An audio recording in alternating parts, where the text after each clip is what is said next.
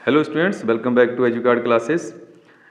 इस वीडियो में हम क्लास 10th का एक्सरसाइज 2.2 का एक और क्वेश्चन है जिसमें हमने इस क्वाड्रेटिक पॉलिनोमियल के जीरोस फाइंड करने हैं और उसके जीरोस के रिलेशनशिप्स को उसके कोफिशिएंट की रिलेशनशिप से वेरीफाई करना है।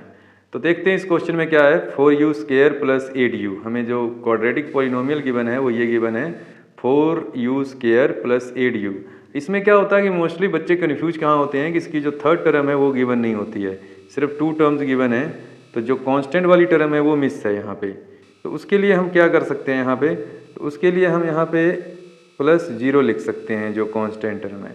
तो ये क्या बन गई 4u² प्लस 8u प्लस 0।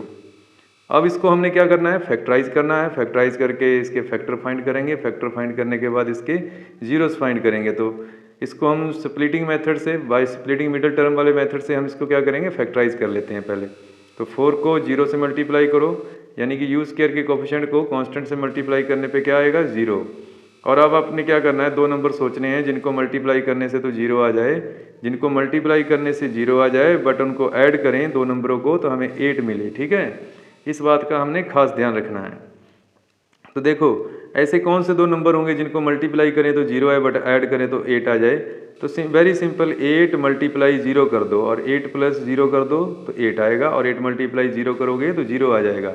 तो इस तरह से हम मिडिल टर्म को 2 पार्ट में लिख सकते हैं। तो इसको ऐसे लिखो 4u² प्लस 8u प्लस 0, और इधर भी 0 लिख सकते हो, कोई प्रॉब्लम नहीं है।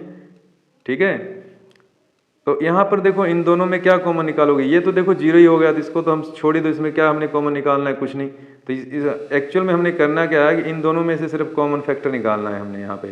तो देखो इसमें से जो कॉमन फैक्टर आएगा, एक तो 4 आएगा और एक u आ जाएगा, एक u अंदर बचेगा और यहाँ पे बचेगा 2। तो 2 फैक्टर जो हमें मिले यहाँ पे वो क्या मिले, एक तो 4u मिल गया और एक मिल गया हमें u प्लस 2। इन दोनों को क्या करना है, 0 के इक्वल रख दो और यहाँ से u की वैल्यू फाइंड करते हैं। तो u की वैल्यू देखो, अगर जो हमने 4u को 0 के इक्वल रखा है तो यहाँ से u की वैल्यू क्या आएगी 0/4, दैट इज इक्वल टू 0। और जो इस साइड में था u plus 2 is equal to 0, तो ये आ जाएगा u plus 2 is equal to 0, then u is equal to 0 minus 2, that is equal to -2। तो u की वैल्यू क्या आ गई -2। तो हमारा अल्फ़ा क्या आया, जो यहाँ से एक 0 आया उसको अल्फ़ा नेम दे देंगे और सेकंड वाले को हम बीटा नेम दे देंगे, और बीटा हमारा आ गया -2।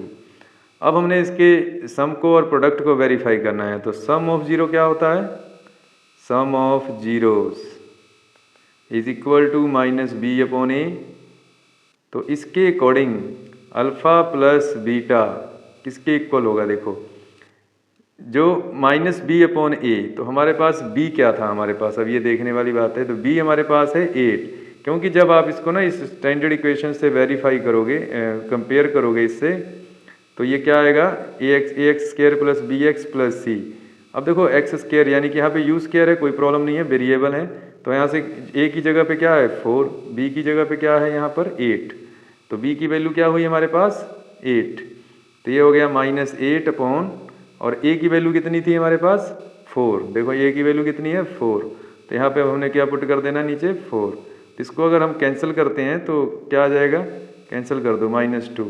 और अगर हम अल्फ़ा प्लस बीटा की वैल्यू को ऐड करें, यानी कि अल्फ़ा की वैल्यू 0 पुट करें और बीटा की वैल्यू -2 पुट करेंगे, तो देखो लेफ्ट हैंड साइड में भी -2 ही आएगा। तो यहाँ पे पुट कर देते हैं 0 प्लस -2 और इस साइड क्या है 2, तो ये आ गया -2 is equal to -2। So left hand side is equal to right hand side.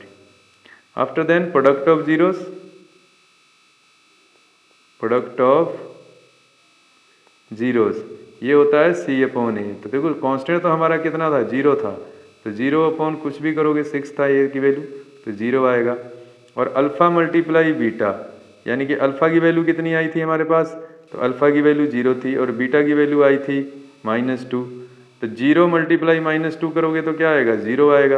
और राइट हैंड साइड में क्या था, इस साइड भी 0 था, इसका मतलब इसका प्रोडक्ट भी क्या हो गया, वेरीफाई हो गया। तो left hand side is equal to right hand side. तो इसमें किस क्वेश्चन में भी बच्चे कंफ्यूज होते हैं वो सिर्फ जो कांस्टेंट वाली टर्म नहीं दी होती उसकी वजह से।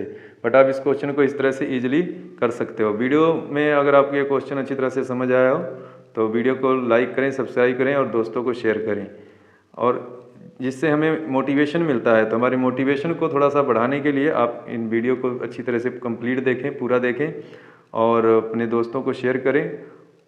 ठीक है, thanks for watching the video.